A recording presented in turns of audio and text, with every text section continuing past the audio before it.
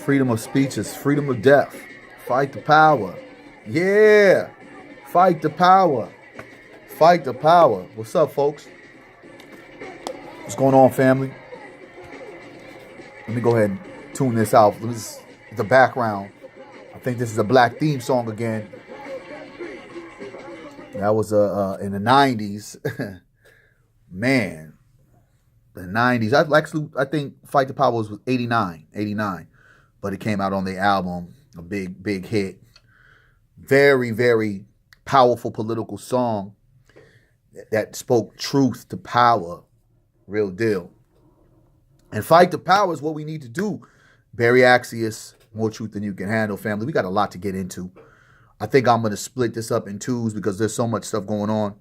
And I know some of y'all can only pay attention for so much time on the YouTube and just there's a lot of things going on. So I want to break it up. I want to give each piece its proper and due respectful time for me to dissect it, give you my ideas to it, some of my solutions for some of the shit that's going on, because there's a lot of shit that's going on. So let's just go into it right fast. We went from about a few weeks ago, the Negroes all came out and they all took a knee. Yes, clap up. The Negroes took a knee because Donald Trump created that atmosphere. Anything Donald Trump, a.k.a. Mr. 45, the pussy grabber, does and says, it ignites folks. So folks jump into immediate action. Now, here's the problem with that. What happens after you make that stand, the important piece is, what do you do afterwards? What's the action afterwards? Are we going to continue to see Negroes kneeling at these NFL games? Are we going to continue to see this protest, this powerful protest? Of course we're not. Of course we're not. Because that shit was fraud from the gate. I applauded it because I basically felt I was happy that Negroes finally showed something, but I also knew what it really was. It was a unifying attempt to show Negroes who are playing that we're with you. But now, from the back end, the backlash of it all is Negro, know your place, know your role, and watch out what you say and what you do. As we have seen a lot of now these so-called owners that stood, kneeled, and broke bread with these players, basically showing who they rocking with. You got to remember, Donald Trump is friends with a lot of these billionaire owners.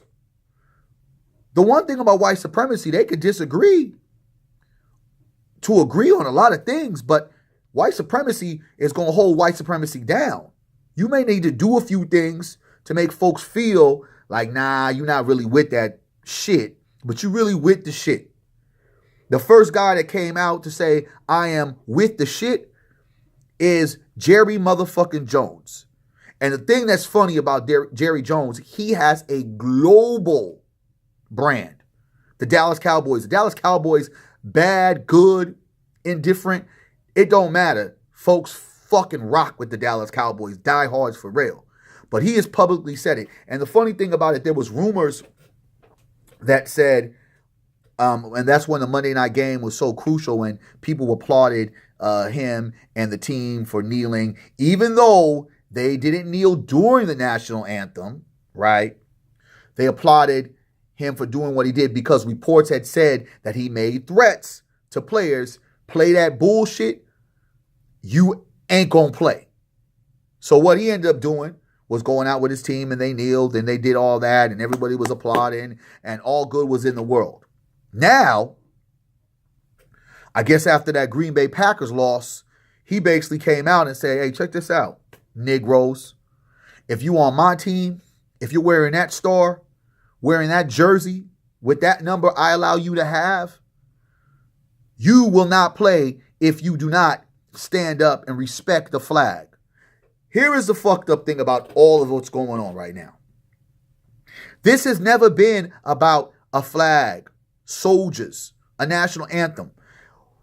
What Donald Trump has done when he spoke publicly against Colin Kaepernick in this protest, he has created this idea and this new narrative that this is a protest against the flag. Like, folks are really protesting against some symbolism.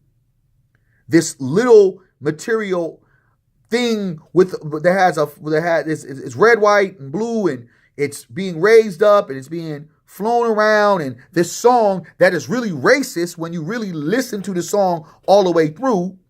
And reality, Negroes was in 1865, that's when we were allowed to be free, so to speak. In 1812 is when this national anthem came and was made. Now, if you can do math, as I know a lot of you trolls can do, Negroes were still enslaved when the national anthem came out, so they sure wasn't talking about us. As a matter of fact, any reference they had about us wasn't in a good situation. So in terms of that national anthem, we shouldn't be singing it for no reason whatsoever, just because of the origin of it. But because Donald Trump and because America likes to create the narrative that they want, so they don't have to deal with what the issue is, the inequality, the police brutality, right? The racial issues that still haunts this country because we've never dealt with it before, right? They want to create this narrative that it is people protesting against the flag, people protesting against the national anthem. So Jerry Jones came out and he said it basically that these Negroes are not going to play for me if they continue to do the protest. So now what's that saying? Negro, your move next, right? That's the game that they play because they have all the cards. They have all the cards on their deck that got all the aces, can flush you Negroes out. Now they can sit there and say, okay, we did that lullaby thing, unity, community, whatever. Now let's get back to business. Let's get back to football. And by the way, disrespect this flag, and guess what's going to end up happening? Masters done told the Negroes where he stands. So I asked the Negroes, what are you going to do? And then I asked the people that watch the Dallas Cowboys, those folks that understand what this protest is about, but honor this cowboy tradition, may not be watching all football, but still tap in with their cowboy team. What y'all gonna do? Because it's basically being told to us, this is how it's gonna go. If you don't like it, you will not play for me. So what has happened is the narrative is totally shifted to now focusing on a flag, a national anthem, Negroes disrespecting soldiers when it's not even clearly about that. Folks know what this is about. And that's just the loving part about white supremacy and about American politics. Because everything is political in America. I don't give a shit what you think. Right? If you are not making the dinner or serving it, you're going to be on the damn menu. So in the reality, we now have a power player, Jerry Jones. And his brand is a powerful brand. The brother had money before he grabbed the brand of the Cowboys. Now he got it. So he is a major figure in this whole thing. Definitely a major figure in white supremacy for sure. He's basically said, Dez, Ezekiel, Dak, Mr. Preston, if you think about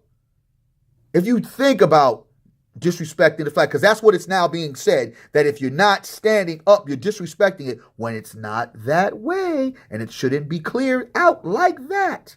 Not at all. Because it's never been about the flag or the national anthem. I will not play you. I would love to see Negroes finally do what Negroes need to do. I would love to see it. Because I've been saying it over and over again, and I will repeat it. Until Negroes, not just one team, not just two teams, not just three, not just four players, not just five players, not just one player, until Negroes collectively strike and said, we are not going to play if A, B, and C cannot get done, then you're going to continue to have these owners continue to show their level of power because the Negro refused to show their level of power. I don't understand when there's a contract dispute, how do Negroes get up in contract disputes and get together collectively to collectively bargain for more money or for other stuff that they need. As a group, as a coalition, they stand together. They say, we're striking. We are not playing. So when something that is just as important, if not more, because this is the civil liberty and rights of people have died because of the constant attack from white supremacy, the oppression of black folk, the racial injustice, inequalities here in America. People have lost their lives for things that they say that we have, these freedoms, these rights. They're taking it from Negroes, and Negroes are still continuing to play as if nothing is going on. Now it's back on you because now it's going to affect you because you've got publicly challenged by your owner. The slave owner has said, you Negroes is cattle. All y'all going to do is go out there and run, catch, throw, and shut your mother effing mouth. How about that? Right? Negroes is getting slapped upside their face right now with a cold dose of reality like, you don't run shit. I don't give a damn if you think you the star. The only star in here, Negro, is all these people in these executive suites in suits. You just the entertainment. You are just the entertainment. So go play the game and shut your mouth. This ain't got nothing to do with you. In reality, it has plenty to do with you. And this is why I've always said to Negroes, if you don't make and take a stand that's strong, it will always come and bite you on your ass. Always. Because when a Negro believes and thinks that, oh, this ain't got nothing to do with me, eventually it will. Now, this Colin Kaepernick thing was solely about him as a black man understanding that if I wasn't playing football, that would probably be me lying in the ground, getting shot up, being brutalized.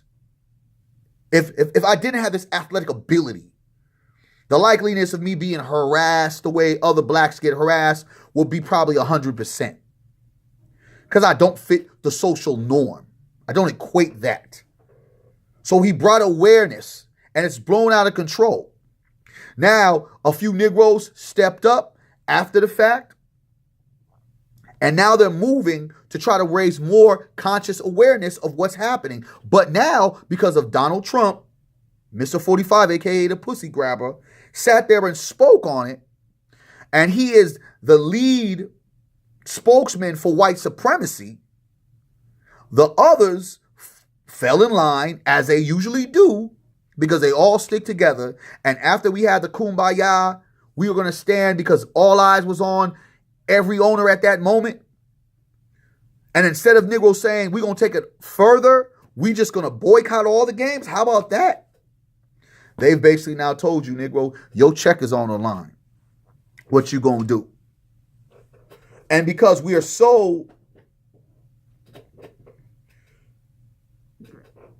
focus so much on the what if the Negroes sit down just by not just doing it to see, okay, what happens? I'm going to sit down. What you going to do? We're so controlled by white supremacy and the dollars that they give that some of these Negroes feel like they have no choice because there's no alternative. There is only one NFL, and it's all white owned.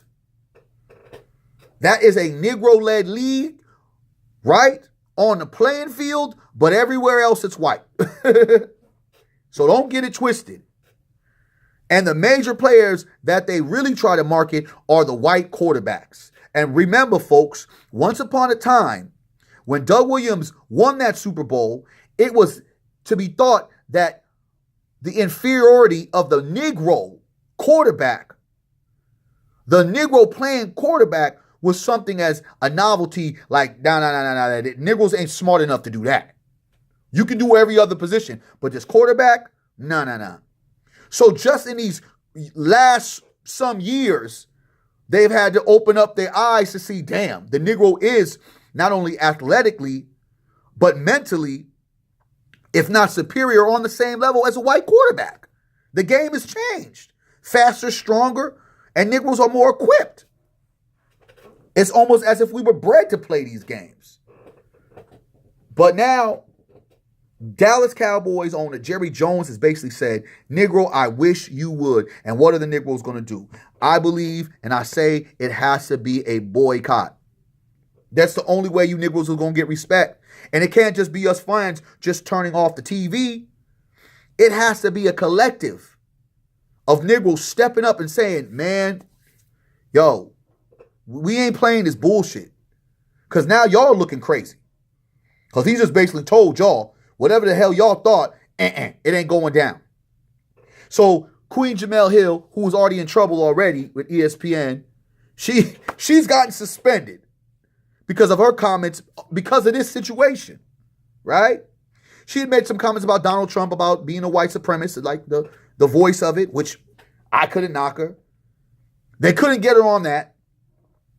And if you're going to suspend a person, suspend them on what they talked about as far as what you said derogatory about the president. But here she comes and says this. Here's a quote. She says on her Twitter account, just so we're clear, I'm not advocating an NFL boycott, but an unfair burden has been put on the players in Dallas and Miami with anthem directives. Now, also, the Miami owner has come out and said, Negro, don't try it on my ship. It ain't happening. So Miss Jemele Hill throws that out there. And to me, clearly the statement is reality and real, but now she's got suspended for that. So they're putting the clamps down on Negroes speaking out because they know it's going to make a tremendous change, and they want Negroes to continue to be deaf, dumb, and blind and be foolish because they see the change. It's happening. Negroes like myself and other individuals who speak reality in this world, who speak truth to power, we are not the only ones that's waking up. We see it, how it is, and they don't want to change the dynamics of what they have in their white supremacy. Because if you think about it, the white race, because they're not able to make enough babies, they're losing in this race.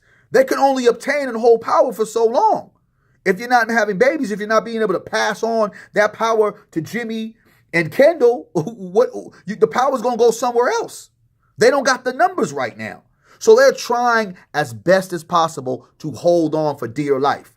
And one of their major power structures is sports. It's entertainment. But I tell the Negroes this, you are the major power source. Those people come to see you play. You just wear the jersey. But you got to show the power by sitting your ass down as a collective. Because the reality is, this has never been about a national anthem. It's never been about the flag. It's never been about disrespecting soldiers. And anybody that says that is idiots. And it's being disrespectful to what the real protest is truly about. But now you're creating it to be something totally different. And that's what white supremacy loves to do. Fuck boycotting just the Dallas Cowboys and the NFL. I'm telling my Negroes, sit your asses down. Don't play. We won't watch if you don't play. Stop being so scary and acting as if this Negro, he gotta pay y'all. Y'all got collective bargaining. Y'all can figure that shit out. But it's going to be a time when Negroes going to have to make a stance because they disrespecting all black folks on all levels. And now, guess what? The sports athlete is now getting disrespected and getting challenged. This has just opened up a big, big box of shit that Negroes was not prepared to deal with. But now you have to deal. Jemele Hill just suspended 2 weeks for just making some legit commentary. Jerry Jones and the Miami owner had basically told Negroes, don't even think about it. We did that shit a few weeks ago. We gave you guys your moment. Now, here's what we're going to do. We're going to stand. Because everyone is trying to pretend that it's this about a flag and a national anthem, and it ain't never been about that, period. Stop, white folks, pretending, and stop promoting that. And see, Negroes, when you don't stand with us as a collective together and show our power, our black power, this ends up happening. Now they've divided, separated. Negroes is looking at they child support that they got to pay, their car payment they got to pay, all the family members that they're paying for. Now it's on you. What are the Negroes going to do now? Because this is chess, not checkers, motherfucker. They've called your bluff. How bad and how much do you want to make a statement? How bad do you really want to show us what this protest is really about?